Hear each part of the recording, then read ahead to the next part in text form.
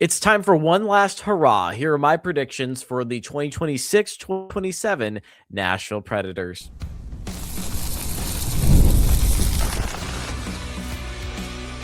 You're Locked On Predators, your daily podcast on the Nashville Predators, part of the Locked On Podcast Network, your team every day. What's up, everyone? I'm Jack Williams. In my final episode as the host of the Locked On Predators podcast, I'm going to lay it all out there. What are my predictions for these players and this team for the 2026 season? It's crazy that we're at this point now, after announcing this 2 weeks ago. I'll talk about all of this at the end and, just how important you guys have been, all the people that have helped me over this last year until this point. But for the next 20, 25 minutes, possibly 30, we're going to talk about the Predators and my predictions over the last season, learning about this team, the offseason and free agency and trading, what they're going to be this year and what kind of jumps out to me. And I'll be bold. Last episode here, I'll jump out here and I will tell you everything I think will realistically happen with this team. So let's start with the players. And the big thing that's going to pop out, I've been a big proponent of him. I said over and over again that I think he's playing the best years of his career right now, and that the Predators really need to capitalize on now with him. They need to understand what everything that they are doing. They have a great piece, an all-star who would be at tremendous heights if he was playing anywhere else in the league, that they need to capitalize on his play now and try to create success in the peak of his career. That is Filip Forsberg, who I think will flirt with 100 points this year. He's getting depth and support that we haven't seen for over the last few seasons, and that there are guys behind him that are going to help him. There's two centers that are going to be battling for that first spot between Ryan O'Reilly and Maverick Bourque, and that is only going to amplify the wings there. Filip Forsberg being a guy that could take advantage of that completely, and we're going to see some numbers that are similar to the 2023-24 season. I'm not saying he's going to hit 100. I think he might get into the 80-90 range, talking about the depth that's coming into the roster, the wing support, and when we're talking about depth here, just that guys that can pass the puck, guys that are proven, and again, we're seeing more completion overall. We're not seeing a top heavy two lines followed by really no one following on the third and fourth lines. We're seeing a structure laid out on that third and fourth line, feeling like there's a solid lineup here. And I think Filip Forsberg is going to benefit the most working with O'Reilly or Bourque. I think he can push past 80 and get into a 90-100 territory. I think this could be a big year. I think this could be the best year of Filip Forsberg's career. And again, I'm being bold with all of these, absolutely. But he has a lot of pieces to amplify his play. Even if this team struggles, he's constantly been the one that's been pulling them along. He's just successful, and just the Predators need to capitalize that he is in the peak right now of his career, and that need to take advantage of that and make them into a full, cohesive, successful team. I don't think there's so much pressure on him to do everything on the offense, but I think this could be a very, very good year for Filip Forsberg, and I think he could push up to, 90 feels like a good number. It's crazy to say that, but I feel really good about Filip Forsberg going into this year, and that he seemingly has the support around him, and I think he can make a really good push this year. Speaking of, young players that can make a definite push this year and really jump out, I think Evangelista is going to add a lot of depth to his game. He was really a kid in a candy shop last year, and getting to work with players that he grew up watching, like Steven Stamkos, Ryan O'Reilly, Filip Forsberg at times as well, and being that guy that set them up for goals was one of the important pieces in getting Steven Stamkos going and showing that he could be a playmaker. But at the same time, he only scored 12 goals, had a unbelievable amount of assists. This year, I think we're going to see Luke Evangelista push into a depth position a little bit more, and we're going to see him work in different spots and have the opportunity to amplify his game and show, hey, I'm not a one-trick pony that can play with these best players in the world, that I'm a guy that can play with just about anyone, and would love to see more goals balanced out with the number of assists he has. Absolutely. He had 12 goals last season, complemented by 44 assists for 56 points, which is not bad at all, but I think this could be a year where he takes the step forward from being a kid to being a man into this league. And, and I say that with all, just positivity and just hope for the future for him. And just, he's a major part of stepping forward into the future for the Preds completely. and just what he is doing, especially this past year, and understanding that, hey, I can help these star players score. I can be a part of this winning equation here. And just, I think it's going to be a big step forward here he's going to take in saying, I can, I can deliver the puck in different parts of the lineups. And most importantly, I can score goals. We'd love to see 20, 25 goals from him, 40, 50 assists this year, and working with 60 to 75 points. Now, the big part of this as well, I know this is a topic that's sensitive for some people, but, it's good to talk about it, is that coming towards the end of his contract here will be a restricted free agent if he is not offered an extension. And this, if he does this year, showing just how much of a depth piece he is at the age that he is and being able to do just about everything, this is going to amplify his conversations for a new contract, more money, longevity, and put the ball a little bit more in his hands of, what does he want out of it? Does he want to stay in Nashville? Depending on their success, it's going to depend on what that's going to look like as well. I think that qualifies for a handful of players too, and that if this team doesn't get it going this year, a lot of these guys are going to want out of the equation. If they can get it going, it's going to be easier to lock them down and place a little bit more. And this is going to be massive for Luke Evangelista. If he can get his depth and his expanded game going, that is going to be huge for him. I cannot say more about that. And, if it doesn't go well, he's going to be one of the hotter RFAs on the market, and just other teams would be reaching out if he says, possibly going to arbitration in that process. And again, we're looking way far down. We're talking about next summer and saying, maybe I don't want to stay in Nashville. He's going to be a hot target that teams are going to go after if he has a year like this. And I feel like he is ready to take a step forward and amplify the depth of his game, and then really get, these front office members and sweating a little bit and say, this is what my game is worth. This is what I know I'm worth as a player. Let's go after it. Let's talk and show just how much I'm worth, just how much of a contract I want to be, how much I want to be a part of Nashville. And I think this is going to be a massive year for Luke Evangelista, not just as a player, but, just talking about his value in general in this league. Another prediction I have, we're going to get a complete season from Steven Stamkos. He will benefit the most with this 1C battle between Ryan O'Reilly and Maverick Bourque. He's not working with, and I say this in a positive context, but it's the way that it is he's not going to be working with a test dummy this year, meaning that you're not throwing an inexperienced player into a position in hopes of saying this inexperienced player that we see on the horizon is going to be the future of this team. This inexperienced player is going to try to get one of the best players in the NHL going, and it doesn't work. I think there is a winning equation here. Again, you have two very strong centers up on the top end. No slander at all, nothing negative to say about Fedor Svechkov. He just was not prepared for that role. The Predators put a lot of pressure on him early on, just mishandled him completely, and that's what ended up here, and it led partially to Steven Stamkos' slow start. I think we're going to get a really complete look from this year, not just saying that he's going to be playing with a good centerpiece. He might be playing down the middle himself, but just for the fact that he understands what his game is now. He understands what he needs to do in order to go to the net and score and find goals and toss the puck into the net. It's his understanding and his mental approach now that is full, and he understands that completely. And he's going to be able to hit the ground, get going, and knowing what he needs to do in order to avoid a slump in October. I think we're going to get a more complete year from him when we're talking about points. I think he can eclipse 70, possibly push for 80. Again, we're throwing a lot of points around here right now. These are just predictions, these can fluctuate, but as the general theme of it, I think we're going to get a really complete year from Steven Stamkos, and we'll put the question mark a little bit on to see how long he can stay in this league. If he's performing like this, that timeline continues to get extended. A fall off could bring up different questions, but he's shown that he's understood what his game is like now and how it adapts to this league and this team that he's playing with right now.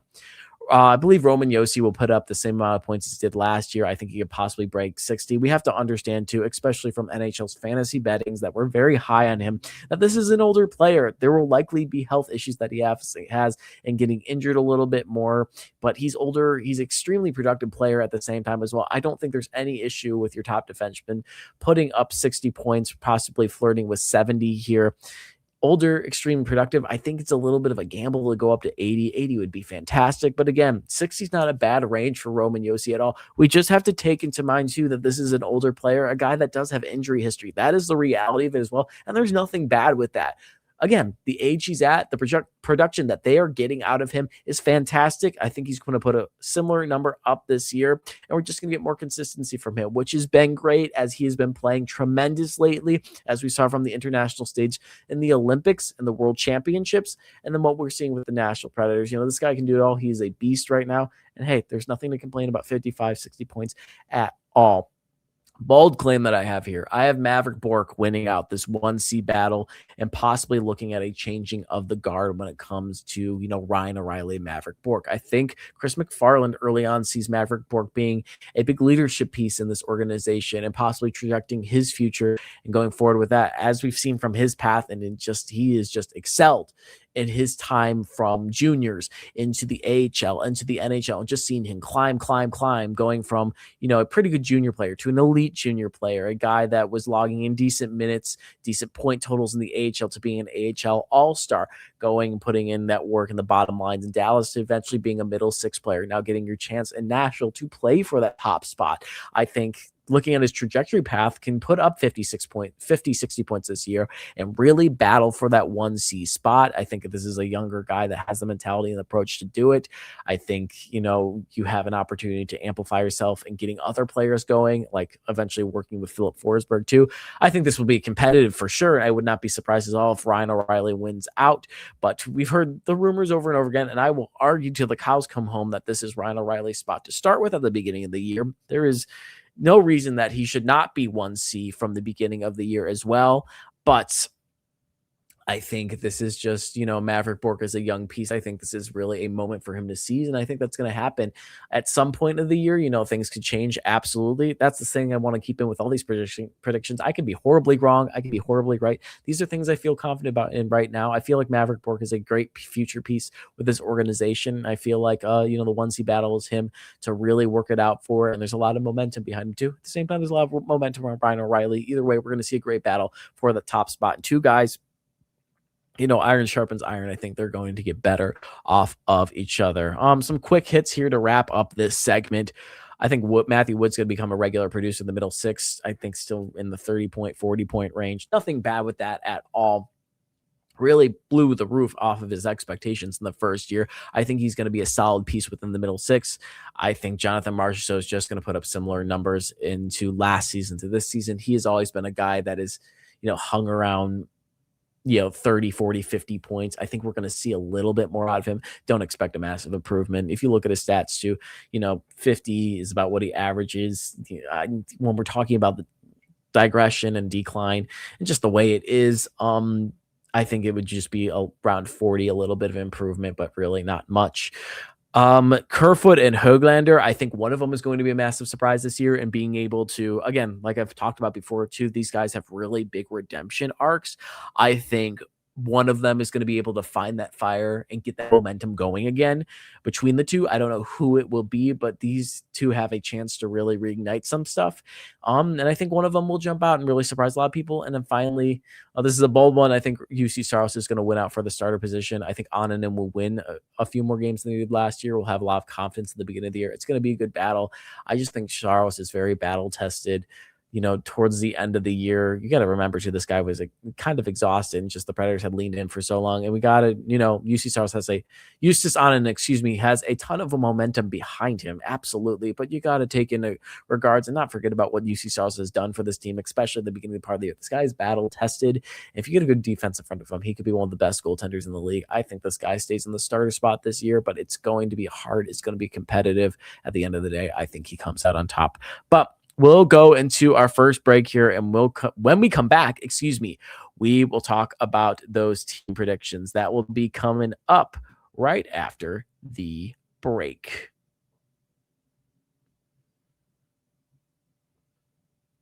Running a business shouldn't feel like you're trying to connect a bunch of systems that were never designed to work with each other. One app for accounting, another for inventory, another for sales, and somehow none of them are talking to each other. That's where Odoo comes in. Odoo is an all-in-one business management software that brings every part of your business together in one powerful platform.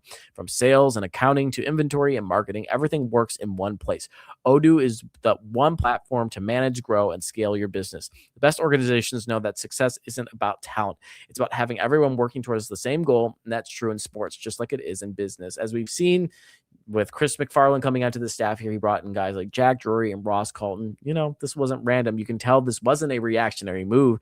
The organization had a vision, stuck to it, and now you're seeing those results because everyone is working from the same playbook. Great organizations win because operations matter, and that's why you should get Odoo. Try for free at odoo.com/lockedon. That's odoo.com/lockedon.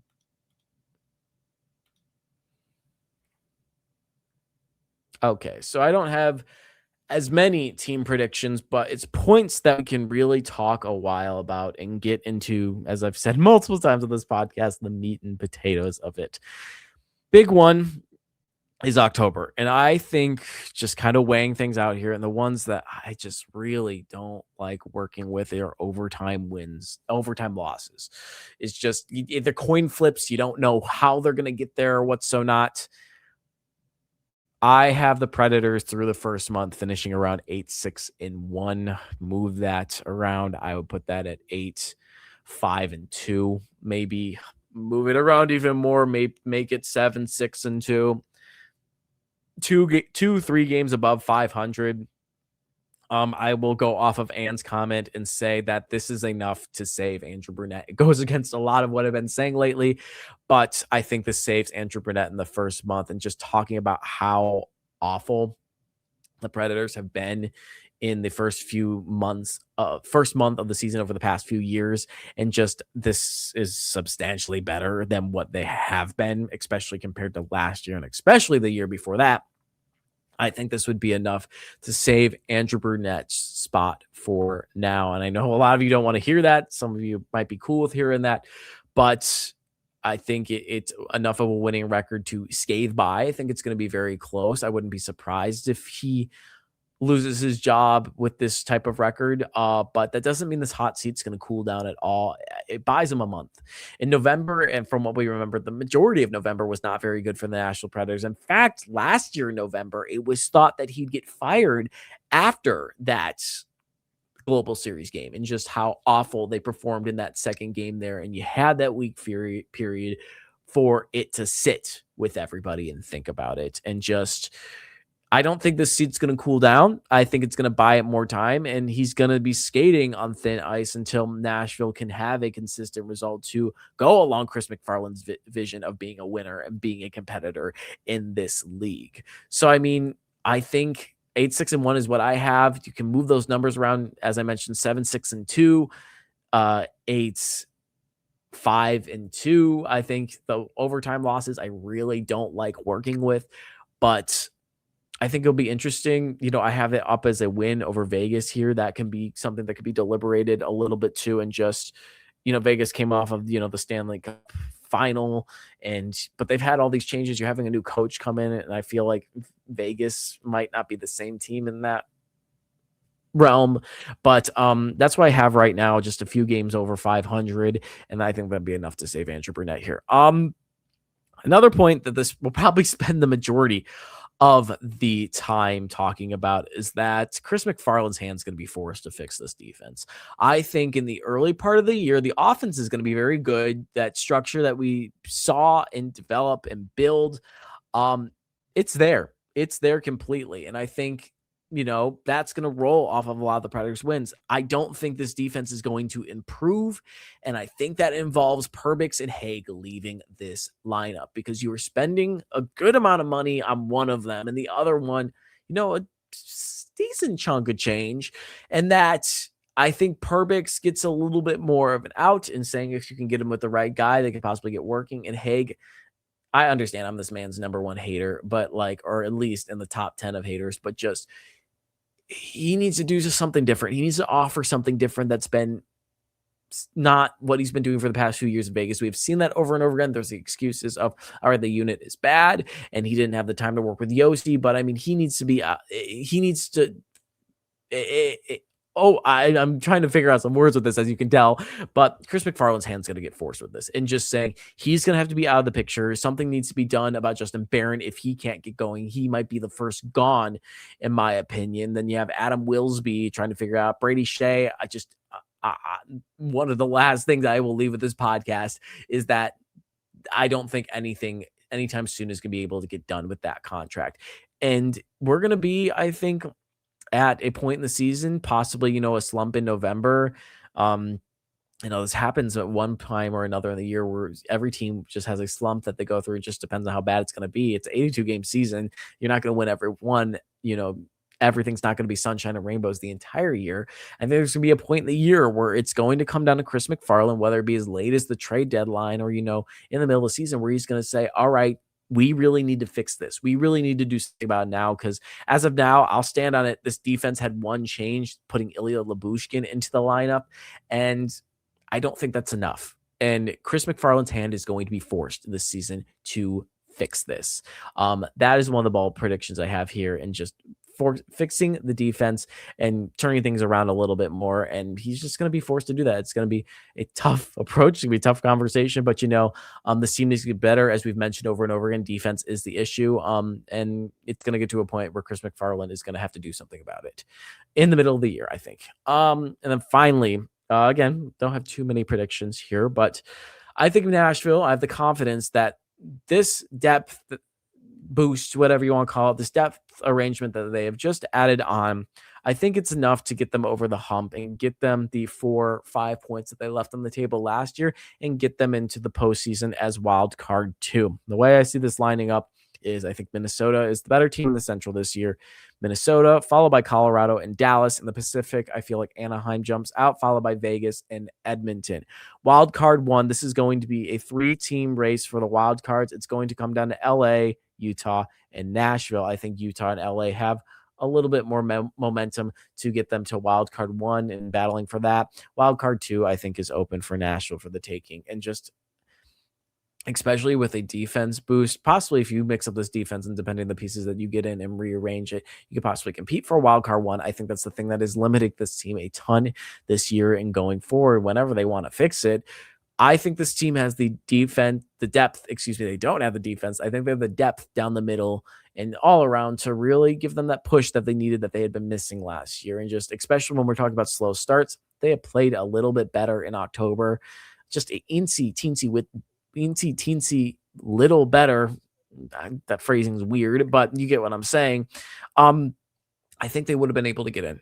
I think they would have been able to get in if they play better in any sort of way in October and November. This team was only a few games out of this, 2-3 games out of this. I think the depth and the push is there to get this team in just over the line. It's going to be similar to last year. It's going to be competitive coming up to it, but I feel like what was lost. I mean, I think the gap of what they had, or the voids that they had to fill up there, I think they have been filled this year for the most part. There's still the gaps against the defense, and I think that's going to be enough to give them a oomph. And again, you have an LA team that I think is going to be competitive again this year within that race. And depending if they want to lose 1 million games in overtime again and gain a ton of these loser points, eventually building up to about 20 points, Utah is going to be good.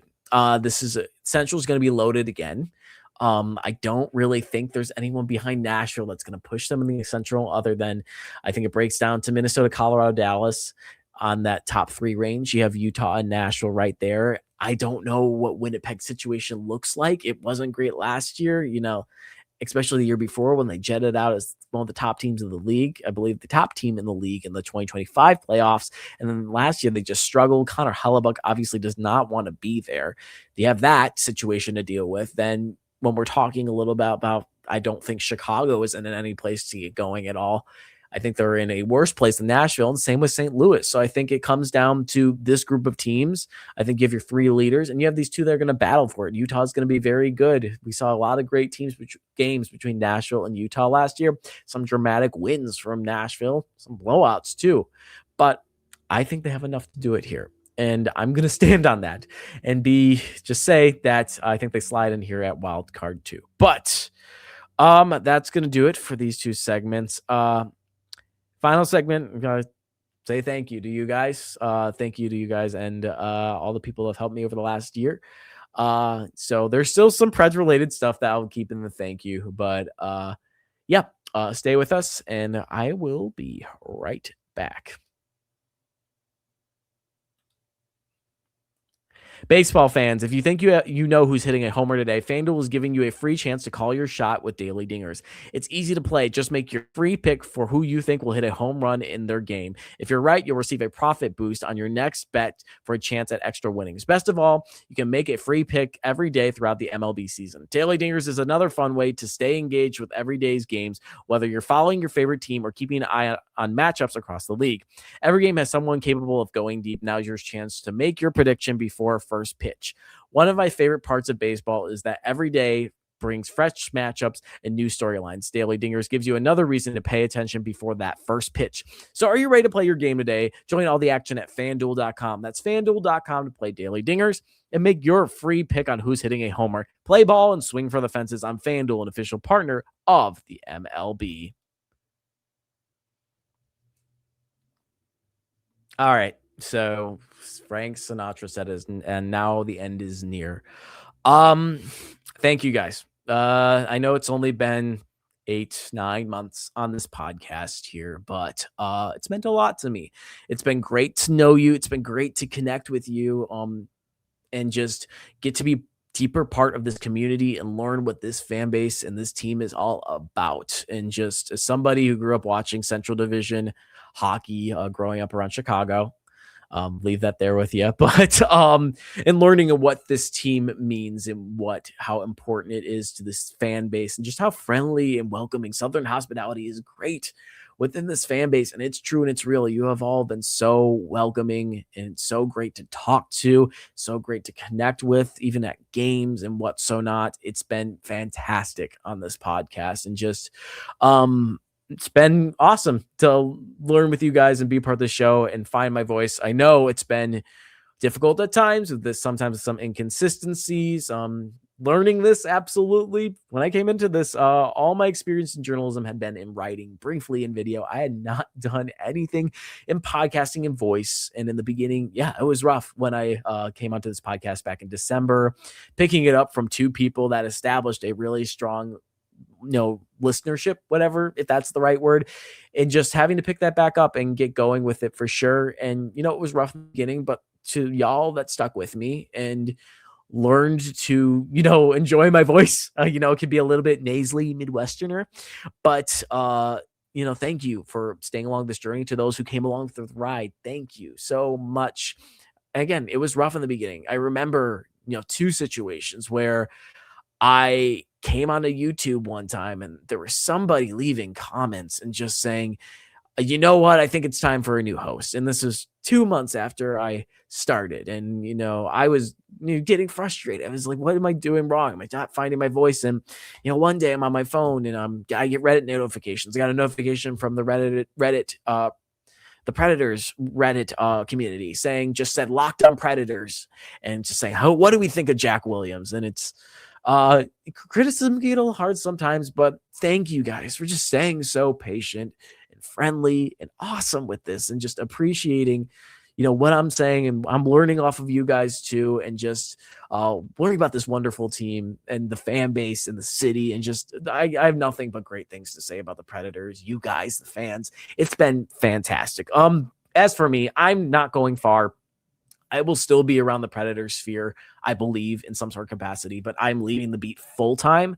I am joining the staff over at the Tennessean, the newspaper here, as a sports reporter covering high school sports and just about everything in Nashville. And I'm extremely excited for it. I haven't been working full time in the industry for a year and a half now. Guys know my story. I was out in Las Vegas, covering the Vegas Golden Knights. And, when that abruptly came to an end, I did think it was the end of the world. It was difficult. You hear so much about the journalism industry and the way it is, and you don't know what happens sometimes. And, I was thrusted into what's going to happen next. And my partner was living here in Nashville, and thankfully we were able to come back here and, stay in the apartment here in Nashville. And, I was still trying to figure out what to do next. I cover an NHL team, can I still do this? And, so the part where I want to, thank everybody that has helped over the last year and a half, because it's been difficult. It's been hard at times, but there's been so many people in this city, whether it be, through anything, that have been helping me get back up and onto my feet and just supporting me constantly. And, staying in the hockey world. Thank you to Michael Trakos, Emma Lingen, who brought me onto the hockey news. Emma Lingen, Emma, I know it was your beats. It originally started out as us kind of tag teaming it, and then you made the move over to the wraparound podcast full time and having me take it on. I just appreciate the guidance in the beginning on there and stuff, and just learning from you in the beginning, and Michael just being open to the opportunity as well, and bringing on a writer that didn't really have anywhere to go and had the experience. You have to give a quick shout out to Willie Ramirez. You are an absolute dog. Thank you for putting in that recommendation at the Hockey News and the one at the Associated Press as well. I'm grateful for y'all, man. I hope you're doing well in Vegas. Just know I'm forever in your debt for that too. But I'm grateful for my time at the Hockey News and everyone I've worked for there as well. Over at Main Street Preps, which is I've done the high school work. Thank you to Blaine Keller for just being fantastic. Trying to just fit me in, get whatever clips I can, and just being supportive and great. This opportunity I have in the Tennessee, and I couldn't have done it without you, man. You've been absolutely fantastic, and just helping me learn this community, and giving me massive clips too, and some of the biggest games in the state at the time, and just understanding what high school sports is in Tennessee, how special it is. And I'm really excited to jump into it full time. And Blaine, you've just been fantastic in that process. I cannot thank you enough.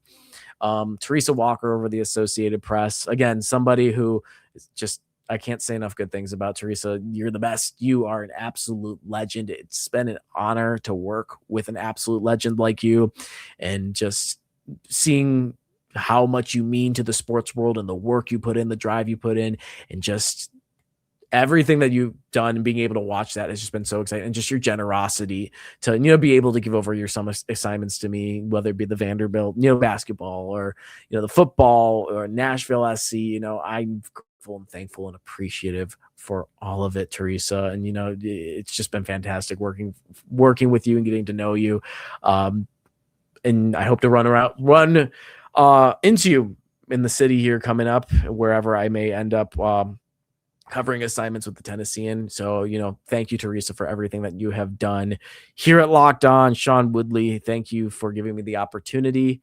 I cannot say, enough good things about you as well. You're a great leader, and you're great to communicate with. Prior, and Kimmel had said nothing but good things about you, and all of them have been true. And just being able to communicate, work with, and just, you're a fantastic manager. Whoever comes into this position next, they're very, very lucky to have a manager, to someone to work with like you. And thank you for helping me at the beginning too, and finding my voice and figuring out what this podcast thing is, and just being open to comments, and being able to help me out wherever I can. Thank you. Thank you, Ann Kimmel. Thank you a ton for recommending me for this position. Just being a great friend in the press box, and someone just fun to chat with, someone to draw back and forth with, a regular guest that can always ask to come on the podcast and just put on a great show with. I'm very excited. If you guys don't know, Ann is starting up her own Preds coverage with Second Intermission, is what she is calling it, and I'm so thrilled about it. I'm so excited to see her do this and get a chance to cover the team the way that she wants to cover the team. She brings such a unique and special voice to this beat, and as I've said before, someone who has worked so hard to be into this. A lot of us have a journalism background, and has a passion for the team, and saw that and worked towards it at many outlets, and she's getting this opportunity to do this and just work with the audience. She grew. I'm so excited for Ann. And Ann, thank you again for recommending me, and Emma, thank you for recommending me for this podcast. It's been a great experience.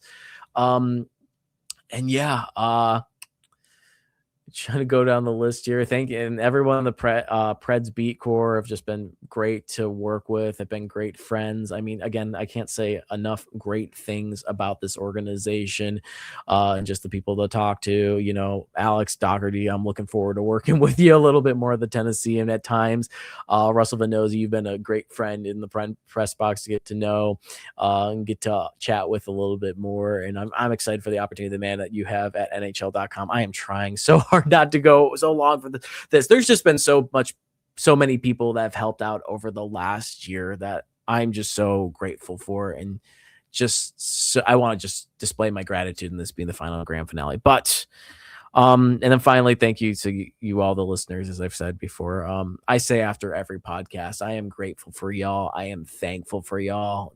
thank you for listening constantly. Thank you for sticking with me. Thank you for being friends. Thank you for investing in me. Even though if I say crazy things, you guys still listen. You guys seemingly enjoy it. And all that I ask is that whoever takes over this podcast next, just be friendly, warming in the beginning. It's tough. It's hard to get acquainted to a new fan base. Help them out. Tell them about, what your favorite things are and, what you want to hear about and stuff. Coming onto something new like this is always daunting, but thank you to the people that have stuck with it. Thank you to the loyal listeners. Again, from the bottom of my heart, I am grateful. I am thankful for you all just together. And with that, thank you for listening to this episode of the Locked On Predators podcast. For your second listen of the day, check out the Locked On NHL podcast. Eddie and Gil, two of the hosts over there, are fantastic to work with. There is no offseason, bring you daily league-wide stories that matter the most with local coverage you love from Locked On. Find Locked On NHL on YouTube, wherever you listen to podcasts. If you guys want to keep up with my stuff, at Jack G. Williams and Twitter/X. Jack Williams at the Tennesseans starting August 31st. And finally, if you guys are just interested in the podcast, on Twitter, LO_Predators, Facebook and Instagram, we are just Locked On Predators. Again, grateful and thankful for y'all. Thank you for being friends, listeners over these last 8-9 months. And, we'll be a different host, but we'll see you again. I will see you around. Thank you for listening to Locked On Predators.